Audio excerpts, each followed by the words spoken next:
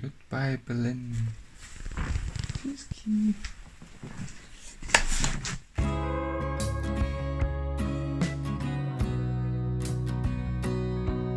Being suddenly confronted with a life-threatening disease is an experience which I could have never imagined before.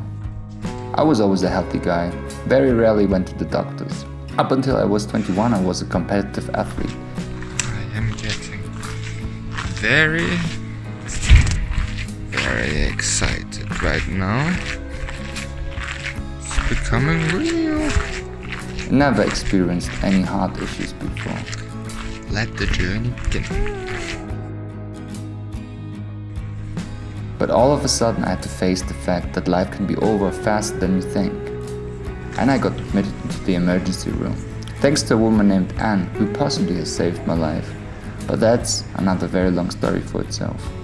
My life completely changed within 1 week, from when I had my first symptoms of mild vertigo to eventually laying in the emergency room under 24-hour surveillance, not knowing whether or not I will make it if I don't go through with a surgery to implant a pacemaker.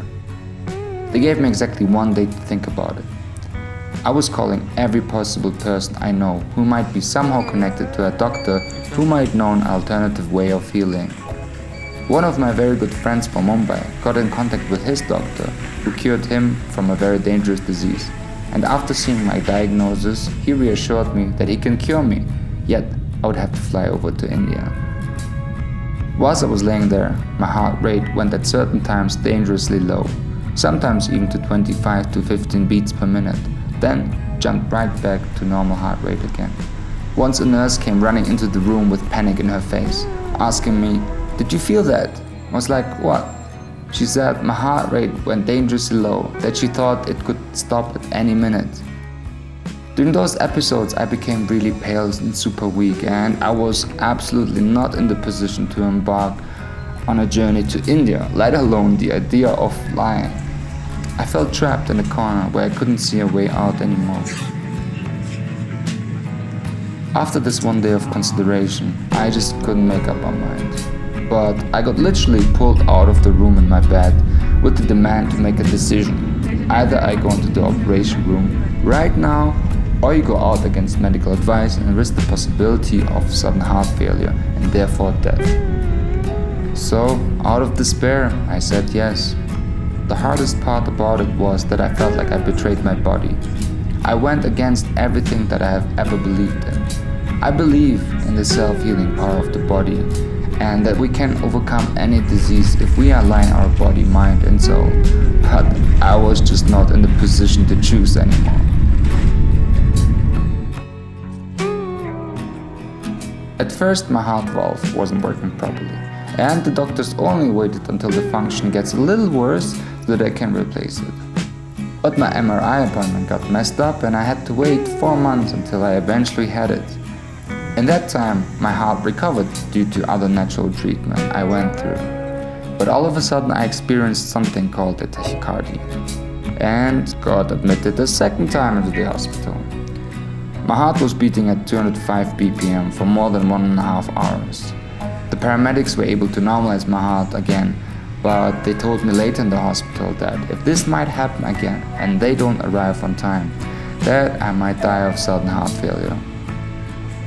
They wanted to operate my heart again and shrink certain nerve cells within the heart, which are causing those arrhythmias.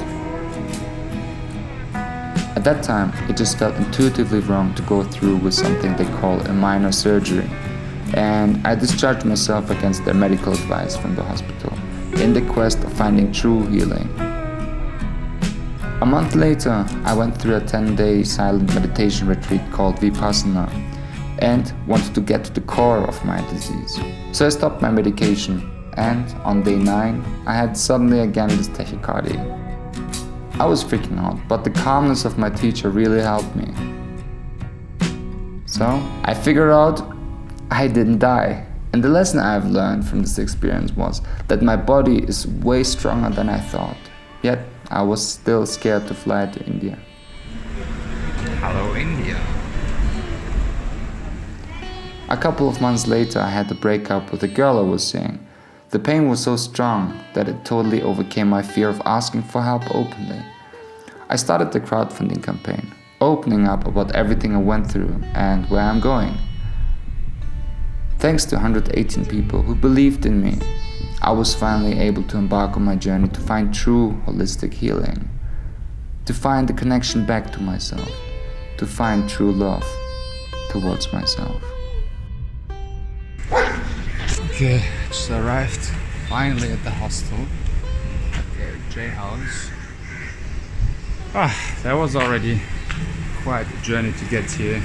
Cab driver wanted to also rip me off 250 rupees because we were driving around aimlessly, and then like, oh, this journey is more now. I'm like, what? And so I was negotiating with him to give me my full money back. Oh yeah.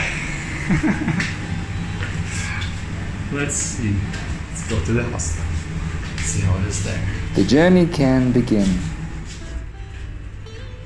Welcome, India. But first, I needed to take a little nap after 22 hours of traveling. Good night.